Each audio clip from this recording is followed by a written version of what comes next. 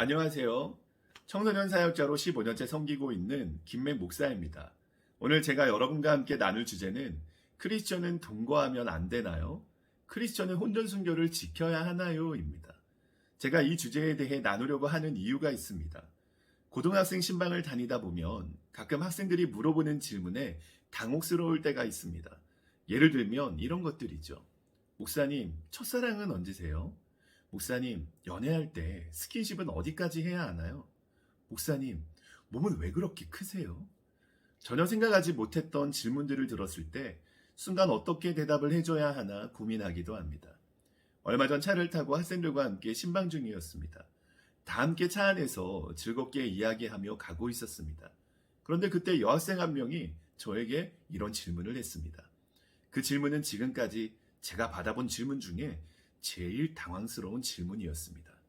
목사님, 그래. 목사님도 결혼 전에 동거하셨어요? 동거? 네, 동거요. 목사님은 동거 안 했어. 전혀 생각하지 못했던 질문이라 어떻게 이야기를 해줘야 하나 생각하다 10초간 정적이 흘렀습니다. 그 짧은 시간 동안 제일 먼저 제 머릿속에 이런 생각이 들었습니다. 저 애가 나에게 질문한 의도가 무엇일까 하고 말이죠. 처음에 저는 그 여학생이 저를 놀리려고 일부러 그런 질문을 한 줄 알았습니다. 하지만 아니었습니다. 그 여학생이 저에게 동거를 해봤냐고 물어봤던 이유는 말 그대로 순수한 마음으로 동거를 해봤는지에 대한 궁금증이었습니다. 나중에 대화를 하면서 알게 된 사실은 그 여학생은 동거는 결혼 전에 사랑하는 사람과 자연스럽게 할 수 있는 것이라고 생각하고 있었던 것이죠. 그래서 목사인 저 또한 당연히 결혼 전에 동거를 했을 거라는 생각에 동거를 하면 뭐가 좋은지 궁금해서 물어봤던 것입니다. 초롱초롱한 눈빛으로 제 대답을 기다리는 그 여학생을 뒤로 한 채 저는 짧은 시간 동안 동거를 크리스천의 시각에서 어떻게 바라봐야 하는지 생각을 정리했습니다. 그리고 그 여학생이 이해할 수 있도록 말해 주었습니다. 여러분, 그렇다면 동거란 무엇일까요? 동거의 사전적 의미는 부부가 아닌 남녀가 부부관계를 가지면서 한 집에서 함께 사는 것입니다. 즉, 결혼하지 않고 실제 부부처럼 생활하는 것이 바로 동거입니다. 요즘은 각종 SNS를 통해 동거는 하는 커플들을 심심찮게 볼 수 있습니다. 전 세계에서 가장 많이 보는 유튜브에서 동거 커플이라고 검색하면 엄청나게 많은 동거 커플의 영상을 볼 수가 있습니다. 영상에는 서로 동거하면서 겪는 에피소드를 비롯해서 동거를 해보면 이런 점이 좋고 저런 점이 좋으며 앞으로 결혼 전에 꼭 동거를 해보라며 추천하는 영상을 볼 수도 있습니다. 우리는 동거가 너무나 자연스러워진 시대를 살아가고 있습니다. 자, 그렇다면 크리스천은 동거를 어떻게 봐야 할까요? 동거는 결혼 전에 남녀가 함께 살면서 내 짝으로 평생 함께 할 수 있는 사람인지 가늠해 볼 수 있는 좋은 방법 아닐까요? 아니면 아무리 그래도 그렇지 어떻게 결혼하지 않는 남녀가 부부처럼 살 수 있어? 동거는 안 돼 라고 말해야 할까요? 과연 누구의 말이 옳은 것일까요? 지금부터 하나님께서 동거에 대해 뭐라고 말씀하시는지 함께 살펴봅시다. 여러분, 창세기 2장 24절 말씀을 함께 읽겠습니다. 이러므로 남자가 부모를 떠나 그의 아내와 합하여 둘이 한 몸을 이룰지로다. 창세기 2장 24절에 나오는 성경 말씀을 보면 우리는 두 가지 사실을 알 수가 있습니다. 첫째, 결혼은 인간 스스로 만들어낸 것이 아니라 하나님께서 인간을 창조하시면서 주신 하나님의 법이라는 사실입니다. 그래서 인간은 반드시 결혼을 통해 부부가 된 후 함께 살아갈 수 있습니다. 한 여자와 한 남자가 만나 하나님과 사람들 앞에서 서약을 하고 결혼한 뒤 부부가 되어 살아가는 것이죠. 그렇기에 동거는 결혼 전 부부로 평생을 살아갈 수 있는 사람인지 확인하는 합리적인 방법이 아닙니다. 동거는 하나님의 창조 질서를 무너뜨리는 행위입니다. 둘째, 남녀의 성관계는 하나님께서 인간을 창조하시면서 부부에게만 허락하신 것입니다. 24절 말씀을 보면 남자가 부모를 떠나 아내를 만나 함께 결혼해서 한 몸을 이루게 되는 것입니다. 우리는 여기서 중요한 사실을 한 가지 알게 됩니다. 크리스천이 혼전순결을 지켜야 하는 이유는 하나님께서 인간에게 그렇게 하라고 말씀하셨기 때문입니다. 얼마 전 책을 빌리기 위해 도서관에 갔습니다. 도서관 신간 코너에 무슨 책이 있는지 구경하고 있었는데 청소년 성교육에 대한 책들이 몇 권 있었습니다. 저는 세상에서 말하는 성교육이 무엇인지 궁금해서 책을 들고 읽기 시작했습니다. 그런데 제가 집어든 모든 청소년 교육, 성교육 책에서는 시종일관 동일하게 말하는 것이 한 가지가 있었습니다. 청소년들에게 피임법을 잘 가르쳐야 하는데 성관계를 할 때는 콘돔을 꼭 착용하라고 말하고 있었습니다. 저는 이 부분을 읽으면서 많은 위기의식을 느꼈습니다. 왜냐하면 이미 세상 성교육은 사랑하면 결혼하지 않아도 누구와도 성관계를 맺어도 된다는 그런 인식하에 아이들을 가르치고 있었던 것입니다. 당연히 청소년이 되면 다양한 성교육을 배우면서 성관계를 할 때 콘돔이 무엇인지 배워야 합니다. 하지만 사랑하면 누구와 성관계를 맺어도 된다는 그 인식하에 콘돔 사용법을 가르치는 것과 하나님께서 원하시는 남녀의 사랑과 성관계가 무엇인지를 가르치면서 콘돔 사용법이 무엇인지 가르치는 것은 너무나 큰 차이가 있습니다. 하나님께서 원하시는 창조세계는 우리의 순결을 내가 사랑하는 배우자와 함께 하는 것입니다. 그런데 청소년들에게 제가 이런 혼전 순결을 지켜야 한다고 외치면 많은 사람들이 제 논리가 상당히 구식적이며 고리타분한 말이라고 생각할 수가 있습니다. 요즘 현실을 봐도 혼전 순결을 지키려고 하는 사람이 과연 몇이나 있을까요? 지금까지 청소년 사역을 해왔던 경험상 거의 없음을 확신합니다. 세상의 문화는 내가 사랑하면 상대방과 성관계를 가지는 것을 당연하게 생각합니다.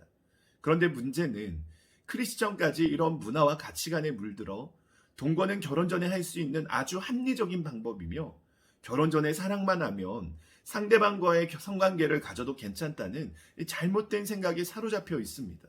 그렇다면 성경에서 혼전순결을 지키라는 말이 어디에 있을까요? 출애굽기 20장 14절 말씀에 이렇게 말씀합니다. 간음하지 말라. 출애굽기 20장 14절은 10계명 중 7번째 계명으로 하나님께서 간음하지 말라고 말씀하십니다. 여러분, 간음의 사전적 의미가 무엇인지 아십니까?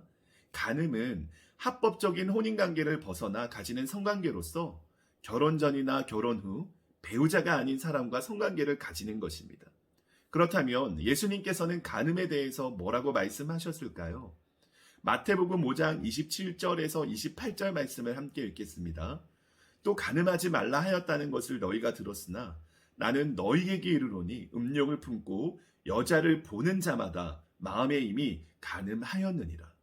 예수님께서는 직접적인 성관계뿐만 아니라 이미 배우자 외에 다른 여인을 보고 마음에 음욕을 품는 것 자체가 간음이라고 말씀하십니다. 성경을 근거로 했을 때 결혼 전 동거나 혼전 순결은 이미 하나님 앞에 간음죄를 저지르고 있는 것입니다. 그렇기 때문에 크리스천의 결혼 전 동거와 혼전 순결은 하나님 앞에 큰 죄악임을 알 수 있습니다. 그런데 여기서 궁금한 것이 한 가지가 있습니다. 하나님께서는 왜 부부만 성관계를 하라고 말씀하셨을까요? 여러분, 우리가 기억해야 할 사실이 있습니다. 하나님의 말씀에는 다 이유가 있다는 것이죠. 예를 들어 부부 외에 남녀가 사랑을 하면 결혼하지 않아도 성관계를 마음껏 할 수 있는 사회가 되어버린다면 어떤 일이 일어날까요? 더 이상 사람들이 결혼을 할 이유가 없어집니다. 결혼을 하지 않아도 마음에 드는 사람 골라가며 성관계를 할 수 있기 때문에 결혼을 해야 할 이유가 없습니다. 결혼을 하지 않게 되면 결국 가정이 깨지게 되고 가정의 깨짐은 사회의 혼란과 문제로 다가오게 됩니다. 사회의 혼란은 결국 그 나라의 멸망을 초래하게 됩니다. 오래전에 고3 때 같은 반이었던 학생들이 모여서 동창회를 했던 적이 있습니다. 그때 당시 저는 신혼 초기였는데 친구들 중에 결혼한 사람은 유일하게 저 혼자였습니다. 친구들끼리 만나서 옛날 이야기를 하며 즐거운 시간을 보내고 있는데 친구 한 명이 저를 보며 이해가 안 된다는 표정으로 저에게 이렇게 말했습니다. 야, 너는 한 여자하고만 사는 게 재밌냐?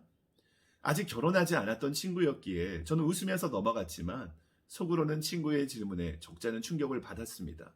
오히려 그 친구는 한평생 한 여자하고만 살아간다는 것을 이해할 수 없다고 말했습니다. 저는 그 친구의 말이 지금 이 시대의 현실이라고 생각합니다. 원나잇 스탠드가 당연한 세상, 결혼 전 동거는 필수 상황, 결혼 전 성관계는 기본이 되어버린 시대에 우리는 살아가고 있습니다. 그러나 그렇다고 해서 크리스천은 세상 속에서 세상의 죄악된 가치관을 따라 살아가는 사람들이 아니라는 것을 명심해야 합니다. 무엇이 옳고 그른 것인지 분별해서 하나님의 말씀을 따라 살아가야 합니다. 하나님께서 인간에게 결혼이라는 법을 주셨고 한 남자와 한 여자가 서로 만나서 결혼해서 부부가 된 후 한 몸을 이루게 하셨습니다. 크리스천은 결혼 전까지 하나님께서 나에게 짝지어 주신 사람을 사랑해야 합니다. 하지만 그 사랑이 부부처럼 함께 살면서 성관계를 맺는 데까지 이르러서는 안 된다는 것을 명심해야 합니다. 우리는 결혼 전까지 하나님께서 주신 우리의 성을 귀하게 여기고 죄를 짓지 않도록 조심해야 합니다. 다시 돌아가서 제가 처음 그 여학생의 목사님도 동거해 보셨어요? 란 질문에 당황했던 이유가 있습니다.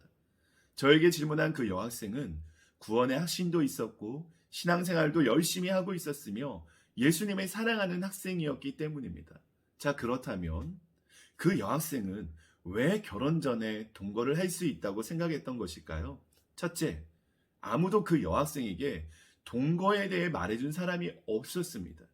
크리스천이 동거를 어떤 관점에서 봐야 하는지, 동거가 왜 성경적으로 옳지 못한 것인지 듣지 못했던 것이죠. 둘째, 자신이 평소에 즐겨보는 인스타나 유튜브에 동거 커플들이 올린 재미있는 영상들을 자연스럽게 접하면서 동거는 결혼 전에 당연히 해도 된다고 생각을 했던 것입니다.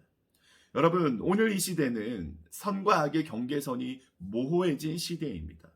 수십 년 전까지만 하더라도 예수님을 믿지 않는 사람들 역시 악에 대한 경계선을 확실히 가지고 있었습니다. 하지만 지금은 그런 경계선이 허물어져 버린 시대이기에 옳고 그름이 아니라 서로 다름이라는 이 허울적인 변명 앞에 우리는 서서히 무너져 가고 있습니다.